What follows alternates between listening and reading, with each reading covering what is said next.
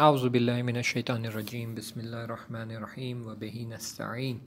وصلی اللہ علی سیدنا محمد واہل بیتہ الطیبین الطاہرین اللہم صلی علی محمد وآل محمد وعجل فرجہم۔ یہ 6th چیپٹر ہے اس کتاب کا، 3 دقیقہ قیامت کے۔ کل تک ہماری بات یہ ہو رہی تھی کہ جب آپ کوئی کام انجام دیتے ہیں اور اس میں اگر آپ کی نیت خالص ہوتی ہے تو وہ اعمال آپ کے بچ جاتے ہیں، ثبت ہو جاتے ہیں، اور اگر نیت خالص نہیں ہوتی ہے اور خدا کے لیے انجام نہیں دیا، ریاکاری کے لیے انجام دیا، تو وہ اعمال حبط ہو جاتے ہیں اور نلیفائی ہو جاتے ہیں۔ تو یہ جناب کہتے ہیں کہ جب میں نے دیکھا کہ میری کتاب سے میرے اعمال دھیرے دھیرے محو ہو رہے ہیں، مٹائے جا رہے ہیں، تو میں بہت ناراحت تھا اور مجھے سمجھ نہیں آ رہا تھا میں کیا کروں۔ تب یہ ملک جو ٹیبل کے پیچھے بیٹھا ہوا تھا وہ مجھ سے کہتا ہے کہ اگر تم اپنے اعمال صرف خدا کے لیے انجام دیتے ہو تو ان کی کوئی ویلیو ہے، تو ان کی کوئی ارزش ہے، لیکن اگر کسی غیر خدا کے لیے ریاکاری کرتے ہو، یعنی تھوڑا سا بھی عمل اپنا غیر خدا کے لیے کرتے ہو، تو وہ سارا کا سارا عمل صرف اس شخص کے لیے ہی ارزش رکھتا ہے، خدا کے لیے کوئی ارزش نہیں رکھتا۔ مگر تم نے یہ کہاوت نہیں سنی، الاعمال بالنیہ، یعنی اعمال نیت سے وابستگی رکھتے ہیں، جیسی تمہاری نیت ہے اتنی ہی ارزش تمہارے اعمال کی ہوگی۔ جیسے جیسے پیج پلٹاتا جاتا اور دیکھتا جاتا کہ میرے اعمال نابود ہو رہے، میرے اعمال مٹے جا رہے ہیں، کیونکہ میں نے کچھ ایسی حماقتیں کی ہیں، ایسی بیوقوفیاں کی ہیں جس کی وجہ سے میرے اچھے اعمال نابود ہو رہے تھے۔ اچانک سے دیکھا کہ ایک صفحے کے اوپر بہت ہی موٹے الفاظ میں لکھا ہوا تھا، نجات ایک انسان، یعنی ایک انسان کو نجات دینا، یعنی ایک انسان کی جان بچانا۔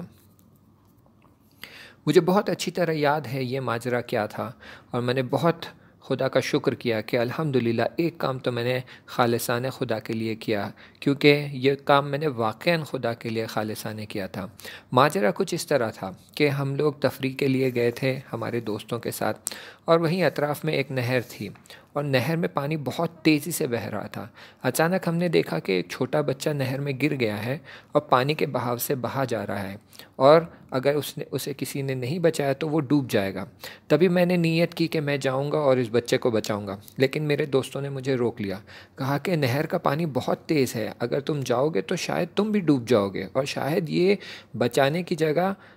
تمہارے موت کا سبب بن جائے، تو سوچ سمجھ کر قدم اٹھانا۔ لیکن میں نے دیکھا کہ اس بچے کا کوئی مددگار نہیں تھا، تو میں نہر کے نزدیک گیا اور میں نے خدا سے کہا، خدایا صرف تیرے لیے میں اپنے آپ کو خطرے میں ڈال رہا ہوں۔ اور پانی بہت تیزی سے بڑھ رہا تھا۔ پھر میں نے تیر کر اس بچے کے پاس پہنچ گیا اور اسے بچانے کی کوشش کی۔ میں نے اس بات کی ٹریننگ لے رکھی تھی کہ ڈوبتے ہوئے کو کیسا بچایا جائے، تو میں نے اس بچے کو پکڑا، تھاما اور اپنے ساتھ کھینچ کر نہر کے کنارے لے کر آیا۔ بلکہ یہ نہر نہیں، ایک ڈیم تھا، اور ڈیم کے پاس جو پانی جمع ہوا تھا وہاں کا ماجرا تھا، اور پانی کا بہاؤ بہت تیز تھا، ممکن تھا کہ ہم دونوں ڈوب جائیں، لیکن بہت جد و جہد اور کوشش کی وجہ سے میں کنارے تک پہنچ سکا، اور میرے دوستوں نے مدد کی اور ہم دونوں کو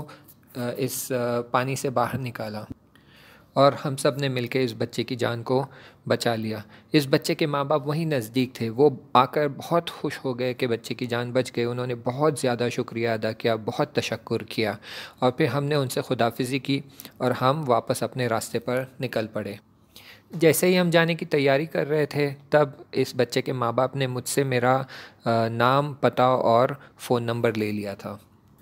جب میں اپنے اعمال کو اس صفحے پر لکھا ہوا دیکھ رہا تھا کہ ایک انسان کو نجات دیا، تو میں بہت خوشحال ہو گیا، کیونکہ ایک عمل جو میں نے خالصانہ خدا کے لیے انجام دیا تھا یہ اچھی طرح سے یہاں ثبت ہوا تھا۔ ایسے موقع پہ جب سارے اعمال محو ہو رہے تھے، سارے اعمال مٹے جا رہے تھے اور ساری بدبختیاں میرے سر پر پھوٹ رہی تھی، ایسے اعمال کی بہت سخت ضرورت تھی جہاں پر ایک عمل جو خالصانہ انجام دیا وہ میری مدد کرے، وہ مجھے نجات دے سکے۔ میں بہت خوش ہو گیا کہ میرا ایک عمل بہت ہی اچھے انداز میں اور موٹے الفاظ میں ثبت ہوا تھا۔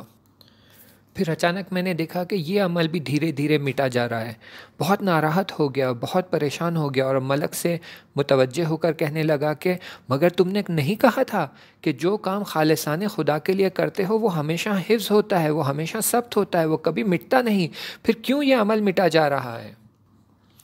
تو ملک نے مسکراتے ہوئے مجھے کہا کہ تم سچ کہہ رہے ہو، جو کام خدا کے لیے خالصانہ کیا جاتا ہے اور صرف خدا کے لیے کیا جاتا ہے وہ ہمیشہ حفظ رہتا ہے اور مٹتا نہیں ہے۔ لیکن اگرچہ تم نے یہ کام شروعات میں خدا کے لیے انجام دیا، لیکن جب تم راستے میں گھر جا رہے تھے تو تمہارے فکر میں کیا باتیں چل رہی تھی، یہ تو ذرا سوچو، یہ تو ذرا دیکھو۔